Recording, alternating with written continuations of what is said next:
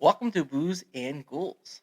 My name is Stan, And I'm Colleen. and we are back for our sixth episode? Is it? It is our sixth episode. All right. And here comes Athena. Oh, and Athena. As long as she says start barking, I don't care. You want to say hello? You want to say hello, Athena? Here, I'll put your nose by the mic. That scratching would be Athena's nose on the mic. So, we are back with another episode where we're going to be talking about um, experience of mine, and then I have a new segment at the end, and you are going to be talking about your story around the world this week. Yes. Okay. So we are going to Australia this week. We're going down under. We are, and on top of that, we are going to a mental hospital. Aradale Mental Hospital. I'm only laughing because I have a joke. I'm not going to say it. Go ahead. Or as the locals like to say, the one place you don't want to end up dead or alive. Okay. It's sitting on a hill overlooking the small Victorian town of Ararat, Australia. Aradale looks like a building set in a Gothic period. The place opened in 1867 under the very cheery name of Ararat Lunatic Asylum. Ararat? Yes. Okay. Because in the 19th century, subtlety was not exactly their strong suit. Neither was PC. Well, back that time, nothing really was their PC. strong. Yeah, PC. It was one of 3 massive asylums built in Victoria during that time. The other 2 were named Beechworth and Kew, forming what they grimly nicknamed the Triangle of Lunacy. But before we start unpacking that bag of trauma horror, let us go to our Boozy Aside. Oh. If you're listening with a drink, may I recommend something strong enough to erase the phrase Victorian mental health care from your brain? I actually hope someone is listening with a drink to listen to us. It make us sound better. It would be a nice red wine from the nearby Grampians region. Pairs beautifully with despair and paranormal regret. Anyway, back to the asylum. Oh, you're too busy drinking. Huh? Yes. Aradale wasn't just a hospital. It was like its own city. Okay. It had over 60 buildings sprawled across more than 60 hectares. Hectares? Yes, I'm assuming that is like 100 acres. Oh, I never heard it that way before. Because I think hect is 100. I could be wrong. Feel free to correct me if I am. I just never heard that term before. The complex had its own bakery, its own gardens, its own morgue, and even a piggery. A piggery? Yes. With pigs? Because nothing says therapeutic environment than a bunch of soothing squeal of swine. Okay. I got nothing on that one. At its peak, it housed more than 1,000 patients. Wow, that's a lot of people. Men, women, and later on, the criminally insane. They were all kept carefully separated by long corridors, locked wards, and a system designed less for healing but more for containment. At that time, the doctors, medicine in general, genuinely believed that isolation, hard labor, and cold baths could cure everything. Hysteria, melancholia, and the ever popular diagnosis back then of moral insanity. Basically, it's if you were socially inconvenienced, you should be institutionalized. Really? Yes. They were sent there for everything from postnatal depression to epilepsy even just being poor. And once you were admitted, chances were you would never leave. And the ones who did, they just didn't leave standing. It ran for almost 130 years, right up until 1993, as a matter of fact. Okay.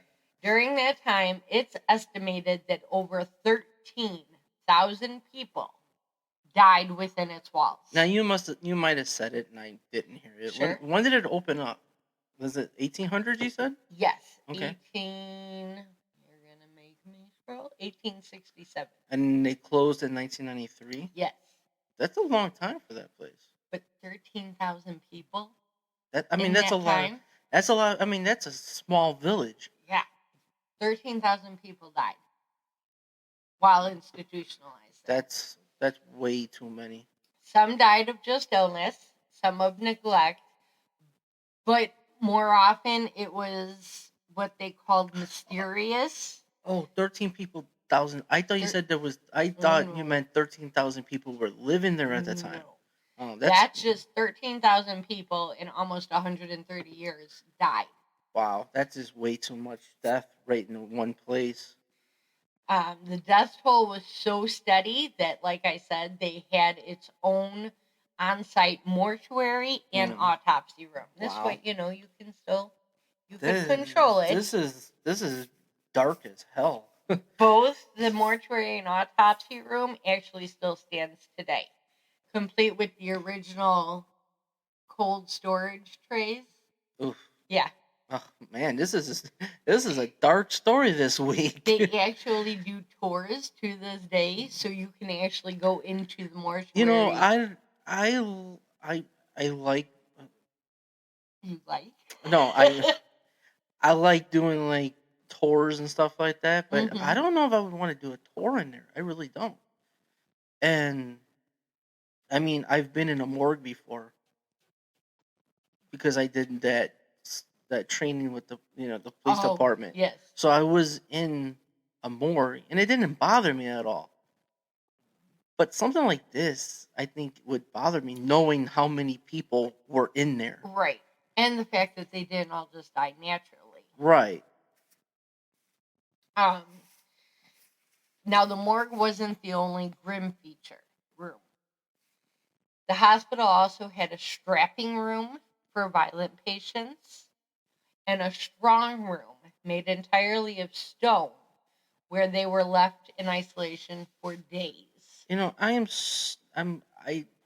hope that with modern society that for like the mentally ill and stuff like that, I'm thinking, am I saying the right term? Yes. I don't want to say the wrong term. Yes, mentally ill. I just, back in the day, it's heart-wrenching. Well, you see now, so like where they had rooms made of stone that they would, put patients in, now it's that quote-unquote padded room. Right. So I just feel like they... I mean, I just hope in modern society that it's better than it was back then. You know what I mean? I've never been in a mental institution. Hopefully I never am. But I just hope it's better than it was back then. It's heart-wrenching to hear the stories about that stuff. We are just starting. Oh, God. Like I said, you really picked a dark fucking story this week. I did. Electroshock therapy and insulin coma treatment were very routine because it was considered cutting edge back then. Insulin? Insulin coma. So it's the idea that they pump you up so full of insulin. He's happy his Michigan won. I turned the game off because they were pissing me off.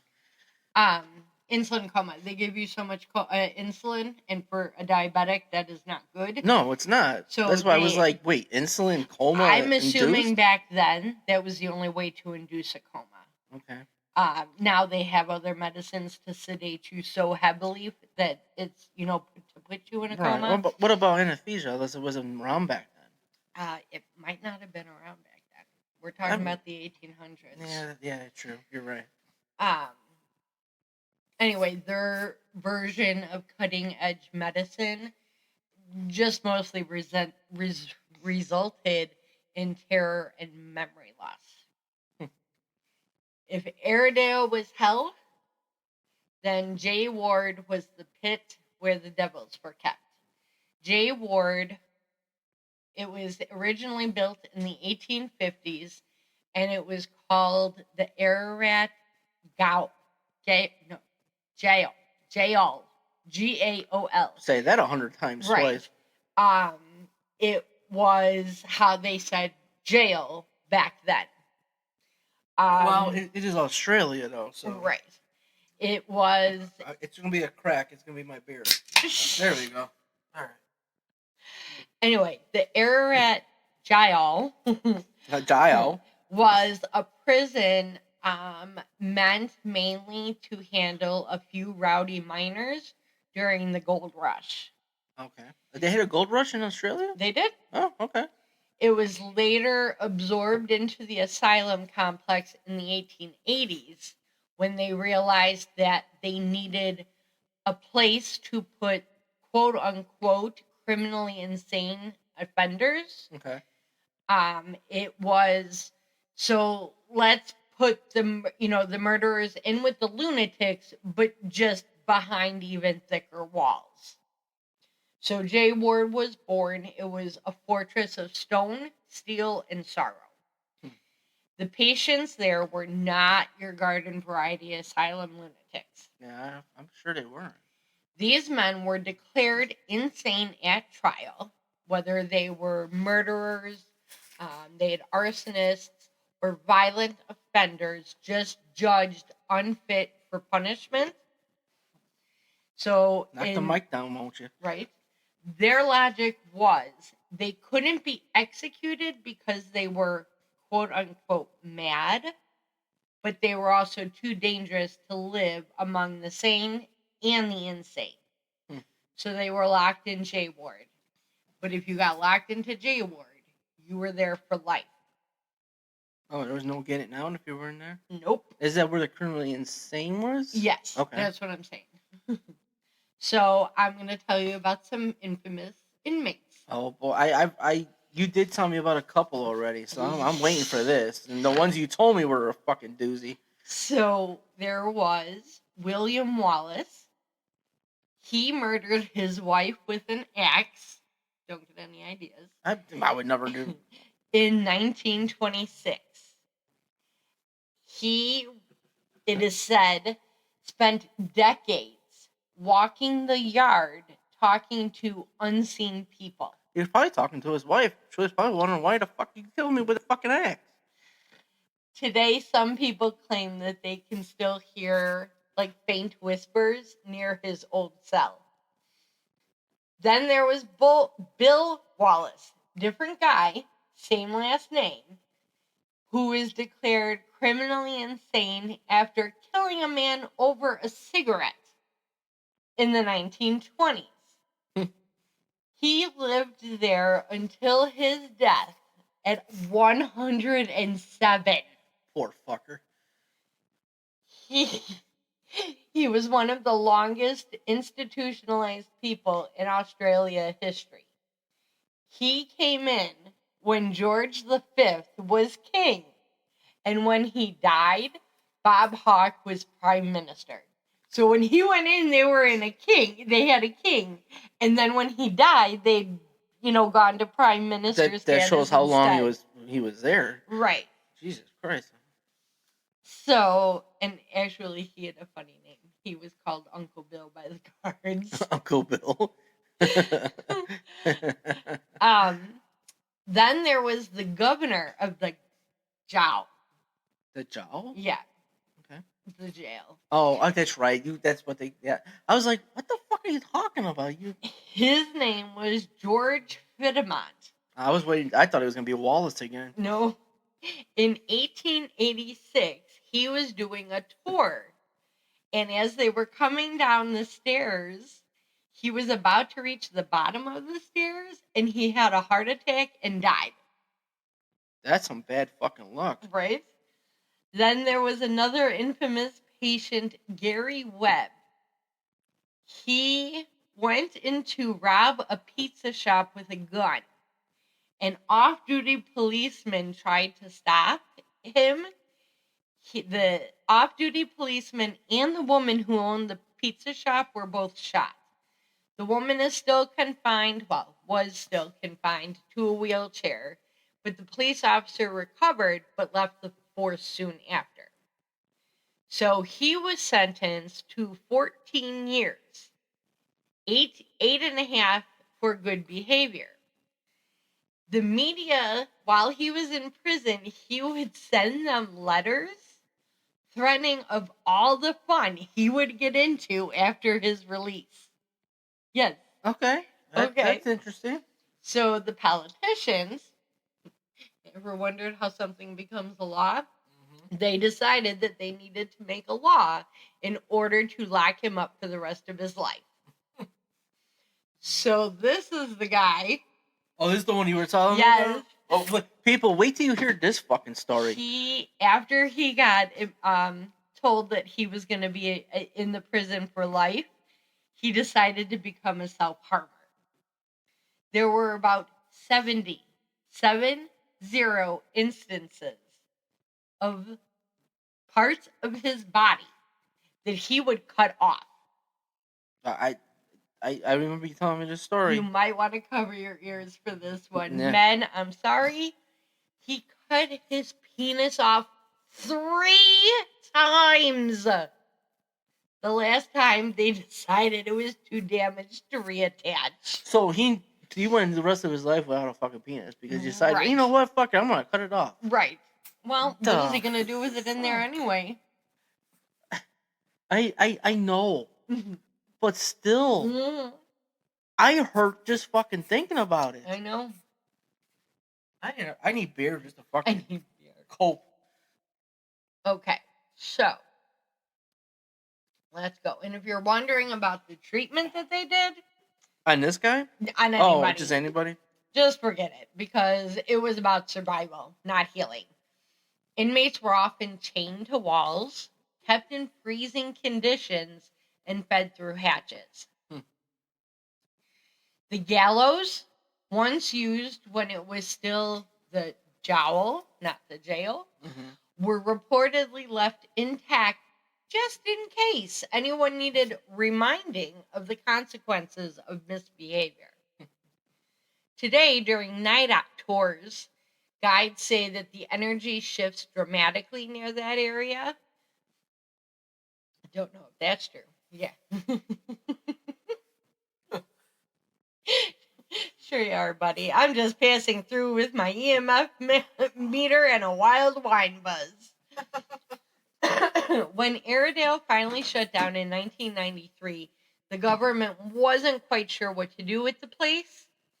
Demolition was talked about, but quickly abandoned, probably because even the bulldozers didn't want that kind of bad juju.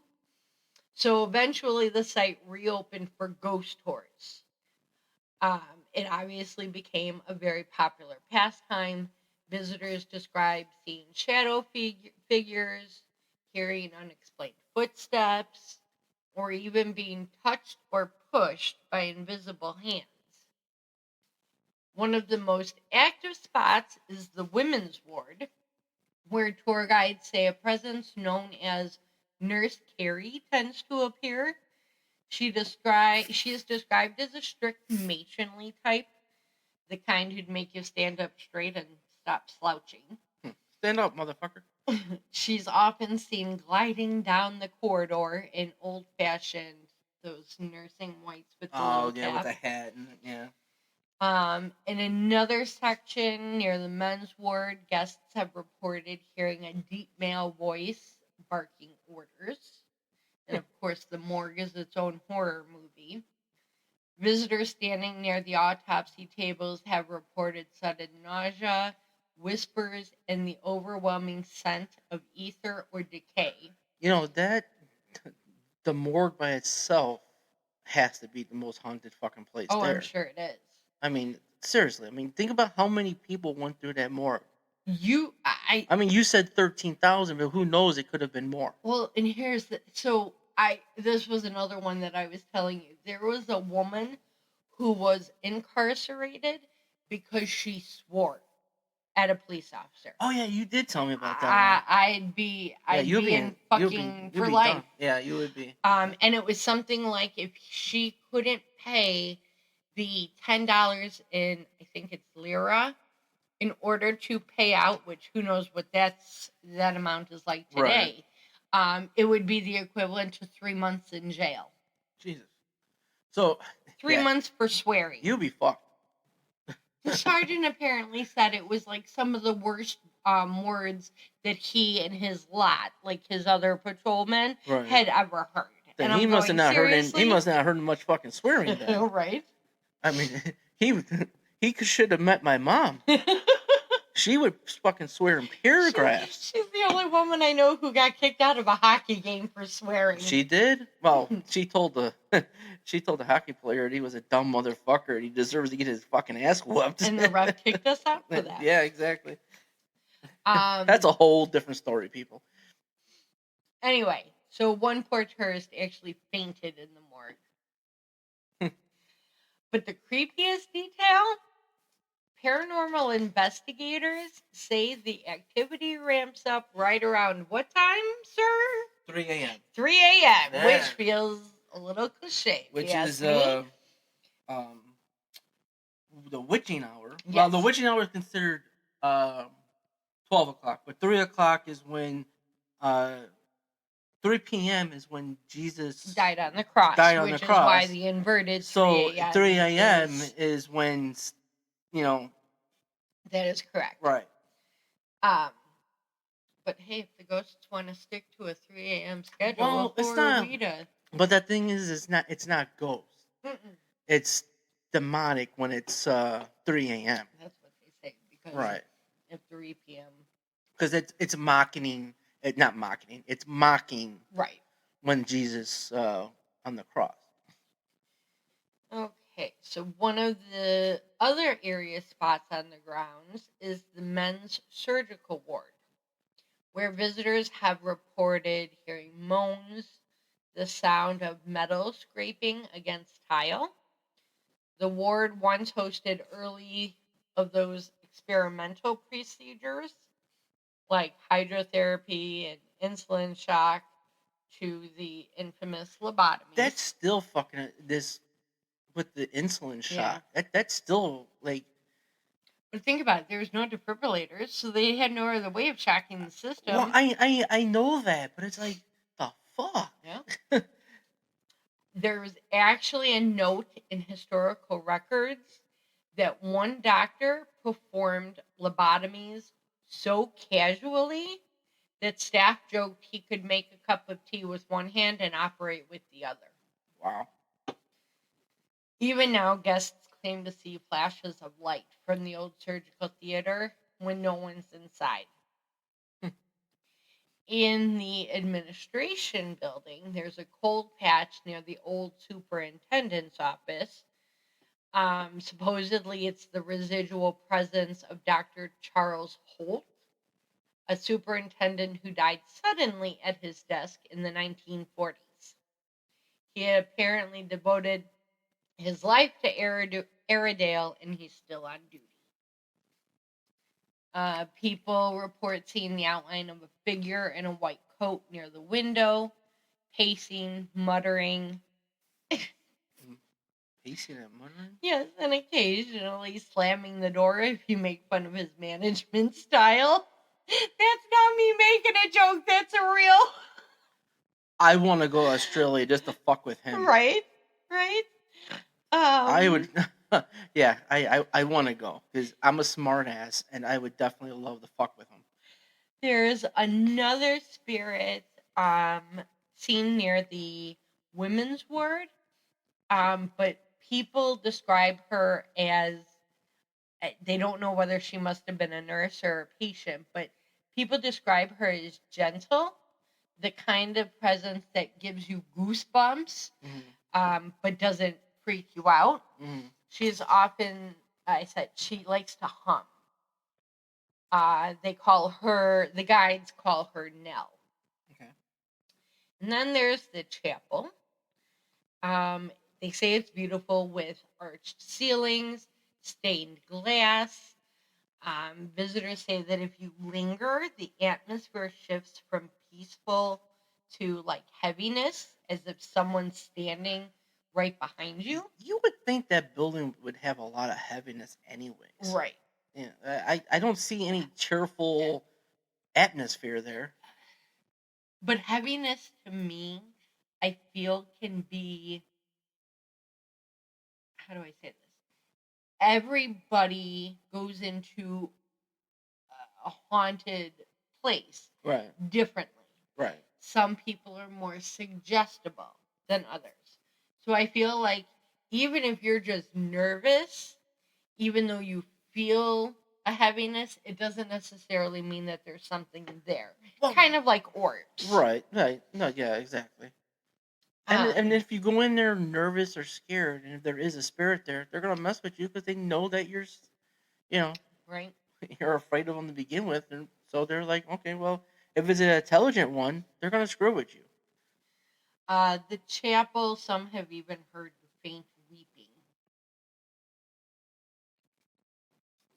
So, like I was saying before, the 19th and 20th century asylums in Australia, at least, were less about treatment and more about containment. So, everything from poverty to trauma to, for women, postpartum depression, because nobody understood that, alcoholism, that could all land you into a lunatic asylum. Wow. And it was. And here we are drinking beer, doing a podcast. What the fuck? Once people were admitted, few left.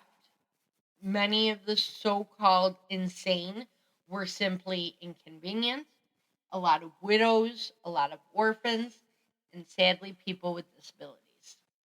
See, and that's the part that that really is heart wrenching is the people with disabilities. It's not that they're insane. It's the fact that they just have disabilities, and they, well, maybe because it hits closer to home, but it's just heart wrenching to me that people with disabilities are grouped into this. Right. You know what I mean? I mean, if you're criminally insane, you do criminal shit. I get it, but there's people with disabilities grouped in this. Back then, people did. I mean, think about it. Even so, I have a cousin who, to this day, I mean, he's my age, maybe a few years older. His disability is so rare that even to this day, they don't necessarily have a name for it. Right. So we're talking 50 some odd years ago, even.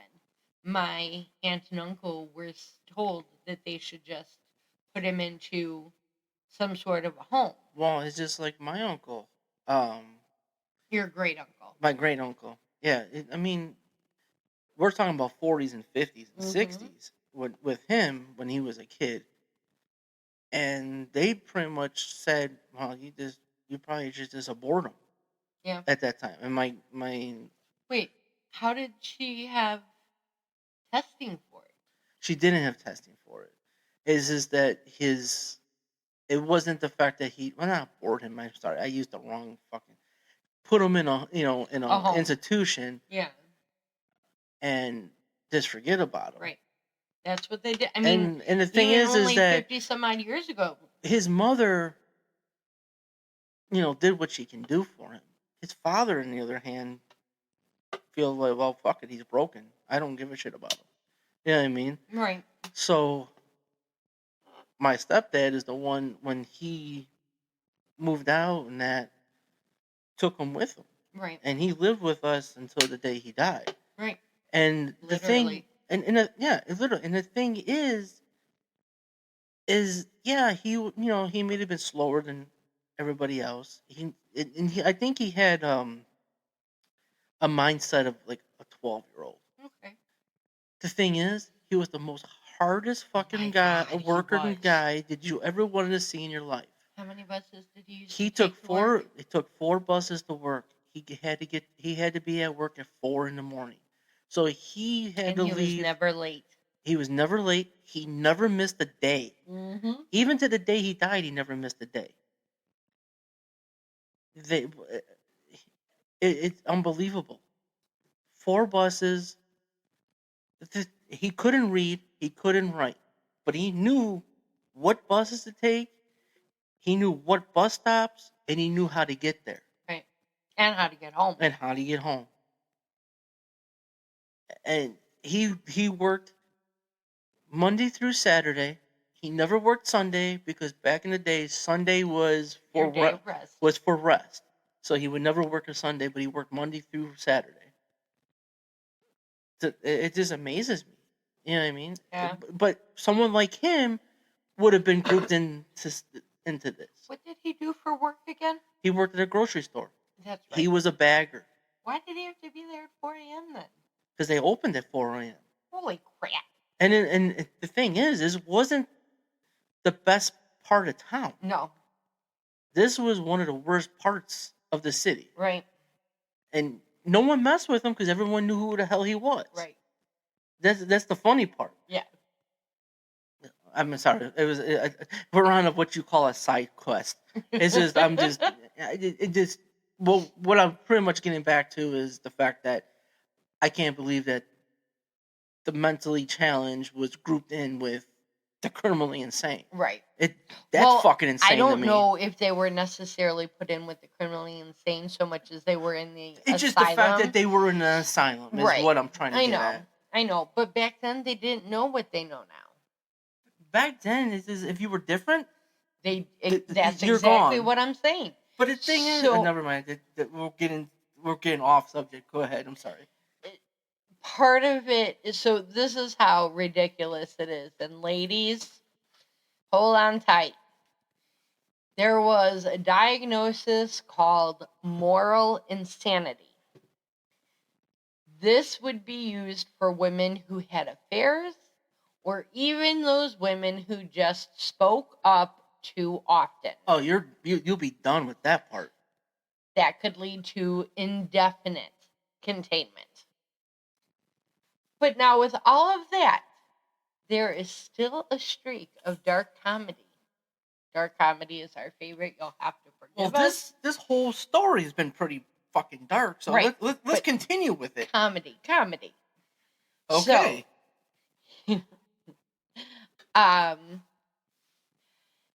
tour guides tell of one night when a particularly brave guest challenged any spirit in J Ward to prove that they were there. A second later, every EMF meter in the group spiked at once. Now, the poor guy who gave this challenge out screamed so loud he startled a bat out of the rafters.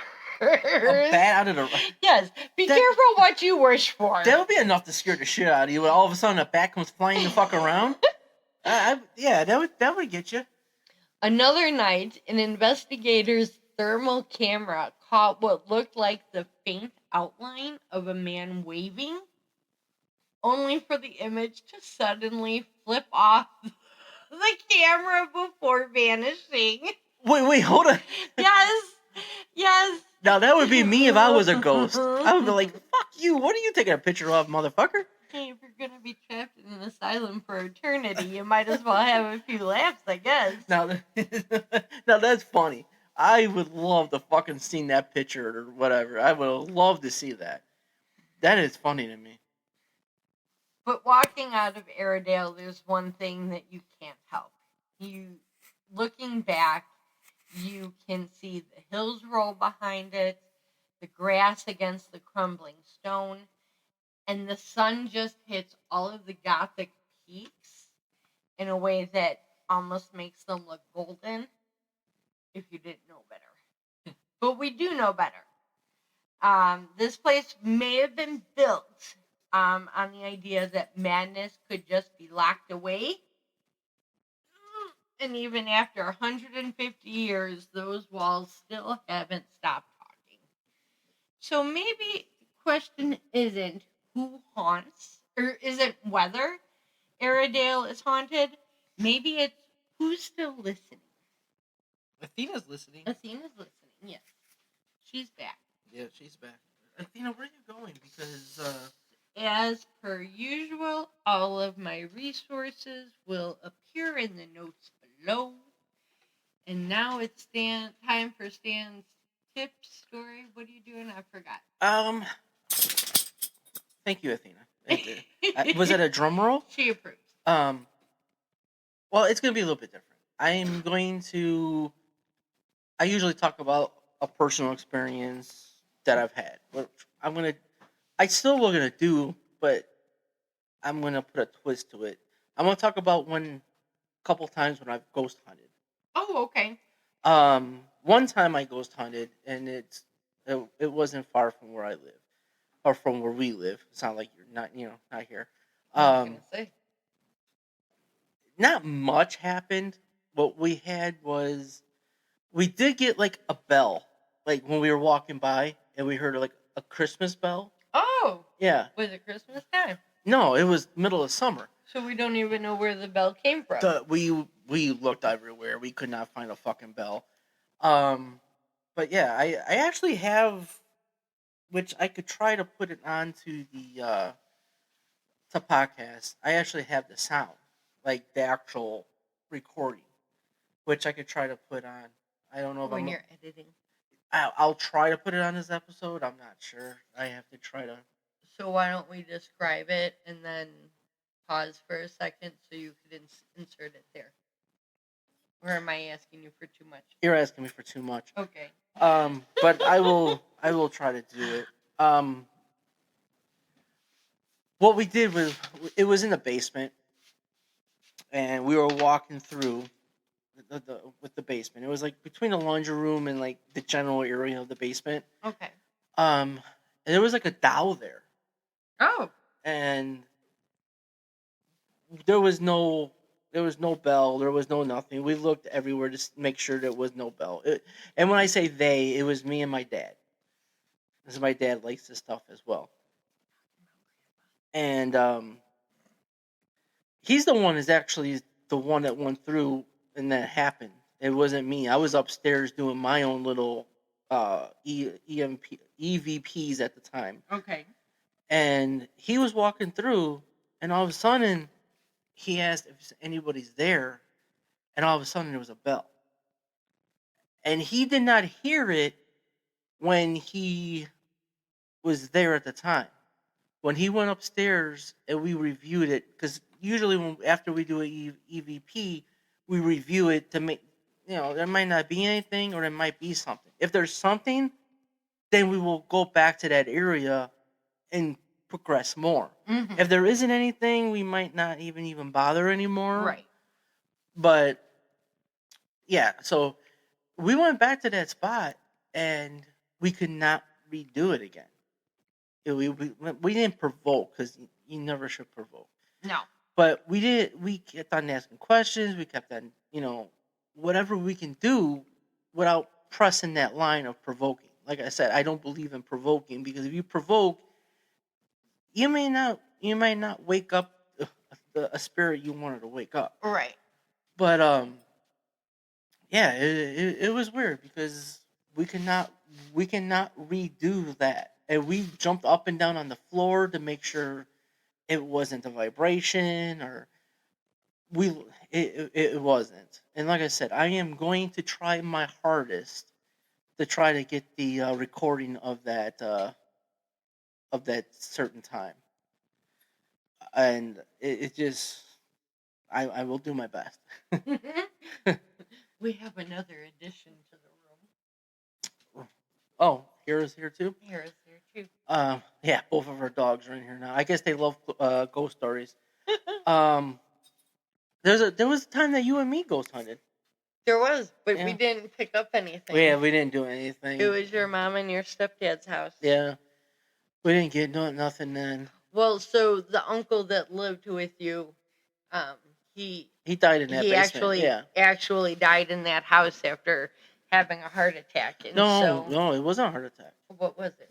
He choked Oh, he on choked. food. Yeah. He was very set in his routine, and so Yeah. he had to, he was obviously certainly welcome to all across the house, but he had his routine of he would have dinner and he would bring it downstairs to the basement to watch TV, Right. to watch his shows. And you could not talk this man out of his routine. You could not break him out of it. No. And then the thing is he was eating and wanted to walk and change the channel at the same time. Right. And then most people were like, "Well, that's not, so what? You're chewing and You don't chew and and walk walking at the same time. Yeah, well, he shouldn't have been doing that. Very independent. And the thing was. is, the reason why he choked is because he was in his socks on a floor. He slipped, he fell, in the food, and that's what caused him to choke. gravity. Yeah, exactly. I can understand that. But yeah. So anyway, that was why we wanted to. But I wish we could have, just for comparison, gone back after your mom died. Because our suspicion is that while there were things that did go on in the house to indicate that it was haunted, after his mom died, after your mom died, everything stopped. Right. And then also what I did before we even actually left the house, the night before we left the house. The night before you left. Well, yeah, because you were already by your mom's, because you're just waiting to go. I left the recorder in their bedroom. Oh, did you? Yes. And I never listened to it. There's 10 hours of footage, or not footage, but audio I've never listened to. You still haven't listened to it? I still haven't listened to it. So what I'm going to do, We're people... talking like 6-7 years. 2020. Yeah, so about 5 years. So what I'm going to do is I will listen to that footage. And if I get anything, I will put it on this podcast. Just like I'm going to find the footage, or not. Why am I keep on saying footage? Audio. The audio from the haunting of that bell. Yeah, with the investigation with your dad. I will find that audio and I will post it.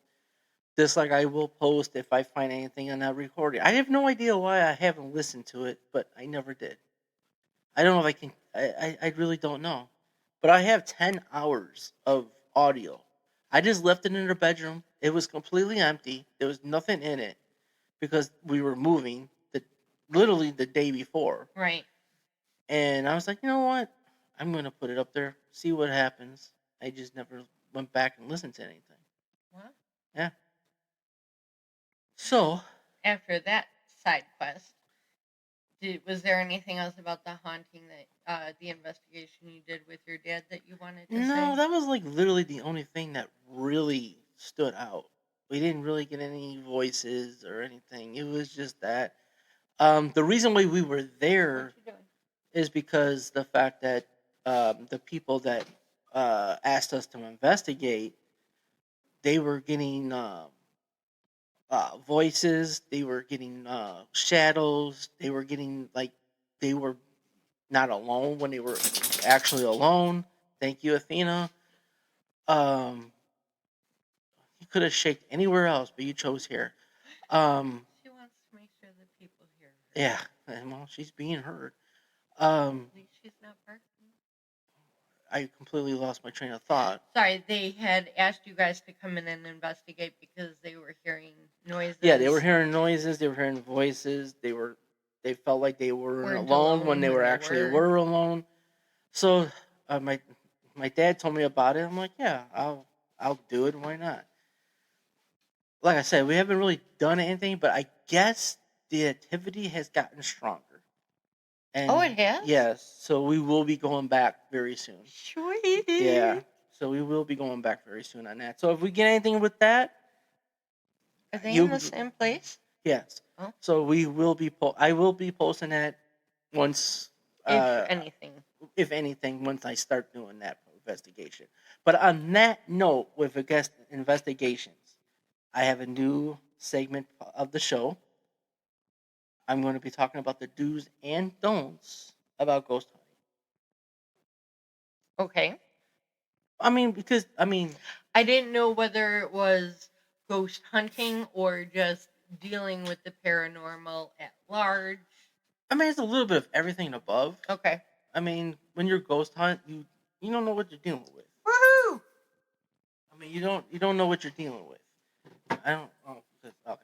I was like, what are you woohooing about ghost hunting Sorry, for? we just got a new dog bed into our studio, and Athena has decided to try it out. So, that's the reason why we got it. That they are part of the show. Is there? So Anyway. the tip. I'm gonna have a tip every week, or a couple tips every week. I should probably do more than one because there's so many to do. The first one is that I would have to say is the most important one is before you even do an investigation, try to get the history of it. History of the location? History of the location. Okay. If you don't know if the person there does not know the history, at least try to get an idea of what is going on. A simple Google search would turn up news. If it's a personal home, you can't Google search that. Why not? Because you don't know the activity that's going on. No, but you could find out if anything you can find out. there. Okay, you can find the history of it. The history of the location. Right. Isn't that what you just said? Well, yes. Okay. If someone got killed there, you would have the fucking history. Well, hopefully you would have that before you bought it. But I'm just saying. I know. But if they have if they hear talking in a certain room, if the water is coming on, if banging is happening, you know what I mean? If banging is banging is happening, like you're banging the wall, or water is turning on, or cabinets opening and or closing, drawers opening and closing. Drawers, that's not a ghost, people. That's a poltergeist. That's a demon. Get the fuck out. No, I'm kidding. But those are the main signs of it being demonic. Really? Yes. If water is turning on, you're hearing banging on the walls, drawers are opening. So how are they going to communicate with you if they're not demonic? If you see a shadow, at a silhouette, or a shadow, if you hear voices, if you smell smoke or flowers, like a perfume, a flowery perfume, like we do sometimes. Because for a little history of us, the house that we live in, the guy that lived here with his wife is the one that sold us the house, but he passed away. We still think he's here because there's not a lot of shit that happens, and it's not bad stuff. Once in a while, we'll smell cigar or smoke. Sometimes we even hear flower. We even smell flowery perfume every once in a while. We'll hear noises like something fell and there ain't fucking nothing going on. Or something falls and we don't know how or why it fell. I just said that. Oh. I literally just said that. I thought you said we'll hear it fall, but nothing has fallen. Right. Well, nothing has fallen. And I'm saying things that fall, but we don't know how they fall. Like there's no wind, nobody's in that room. Right. Well, there's like that one morning. Remember that one morning? I'm sitting at the end of the bed, and I hear something fall, and Athena did the same thing, and she started barking. Mm-hmm. I didn't see anything. Nope. And then when I looked at back on our cameras, I heard a noise. She started barking. Nothing. And then when I went into the room where I thought it happened, you saw like a little orb follow me and then disappear. Wow. I don't remember that, but that doesn't mind. And that pisses me off because of the fact that my memory is shot. It pisses me off that I don't have that video footage anymore because I fucking deleted it on accident. I don't like you right now. I know. It pisses me off because I definitely would have done something with it. Maybe we should start a website for our podcast so we could post that type of shit. That's something to think of. Yeah, maybe we will do that. Okay, so let's let's decide this. Okay. If we get, 100 subscribers? If we get 100 followers, we will start a podcast. Or a podcast. We already started a podcast. We will start a website, and we will start posting the stuff that we experience. Okay. And when I ghost hunt, I will post that stuff. Okay. That sound good? I like it. Okay. So we need 100 followers to start that. You can officially find us on Spotify, Podbean. YouTube. Yeah, but we got to figure that out because YouTube's not working yet? we have a YouTube account, but nothing is populating over there. We'll try to figure that out. So Spotify, Podbean, YouTube. Where else are we? That's his job. No. Apple. Oh, Apple Podcasts. Yeah. We do have an Instagram account. We do. All of it is Booze and Ghouls podcast. That's your department, so. Yes, I know. And our email is written down below because it is a real big pain in the ass. It's booze.and.ghouls.podcast@gmail.com. There you go. You nailed it. Did I? Yeah. Mm-hmm. So to finish my thing, so that's the do. Find, history. Find what's going on. Try to figure if it's demonic, or if it's a ghost. And if it's a ghost, I say go ahead and start hunting. If it doesn't seem like it's doing anything bad. Right. But if you seem like it's doing something bad, is demonic. Sorry, I don't know what the hell I'm saying. If you still want to do it, get somebody that knows that field. Experience. Yeah, experience. And it also, once you open that door, right, it's impossible to close. Right, and don't use no Ouija board. Don't. I was just gonna say, if you didn't bring that up, I would. Don't use no Ouija board. The use Ouija boards. Don't use tarot cards for anything at any time ever in your life. Right. Those are bad. Okay. To do South Park. Those are. I will admit that in my teenage years, not having any knowledge, not having any respect, I had purchased a deck of tarot cards. And now I'm stuck with them because I don't know what the hell to do with them. Like I said, we have them down in the basement because we can't get rid of them. We keep moving them, and I'm just moving them with me, and it's just kind of like because you can't do anything with them. No, you can't throw them out. No, you can't. You just they're literally there forever because there's nothing you could do with them. So what am I gonna do? Are you gonna bury me with them? I have no idea. Or are we just gonna let whoever takes over and cleans out our house deal with it? Yeah, exactly. Let them throw it out. Right, let them deal with the shit. But yeah, don't ever use a Ouija board. And Athena, shut up. So don't use a Ouija board. Don't do tarot cards. But get somebody that actually knows that field. Yes. Or please, I stress it.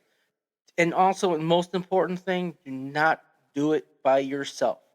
Always do it with somebody. I have never done it myself. I never will. You need at least another person with you to do it. To ghost hunting. I should be more. What kind of podcast are we doing? Well, that's what I'm saying is I don't know. I need to express it a little bit more. But no, for seriously, at least have two people. Never do it by yourself. I concur. Yeah. But on that note, I have to say, or not on that note, completely off that note, we are getting more listeners. Yes, we are. I have to say thank you to the people who are downloading. Thank you. Who are actually listening to us. I'm glad to know that we're just not, we're not just talking to each other. There's actually. That's why we don't have an individual podcast, so that nobody has to talk to themselves. Right. So I'm just grateful that there's people downloading our stuff that's listening to us, and I am grateful for that. I just want to thank them for that. friend. Yeah, tell a friend about us. Hopefully, we're entertaining for you, that you will continue to listen to us, and you'll actually tell other people about us. And Subscribe, share, like, do all those kinds of things. yes, and like I said, we get Ooh, 100. leave us a review too. Yes, and If you review us, they show us to other people. right, Sorry. no, you're fine. I just want to say, and remember, if we get 100 followers, we will start a website. 100 subscribers. Oh, I'm sorry, 100 subscribers. Now, are we making that 100 subscribers across all of the... Yeah, I mean all in total, not just All in in one. total. Yeah, not There just you in go. one thing. All just in total. We get 100, we will start a website, and we will start posting the video and The audios. the audios, all that good stuff. Do you have anything else to add? I do not. I You do think not? we've said everything. Okay. Well, until next time. Same bat time, same bat channel. Yeah. Anyways, until next time. You never keep your eyes and ears open, because you never know what's around that corner. But until next time, we will talk to you later. Bye.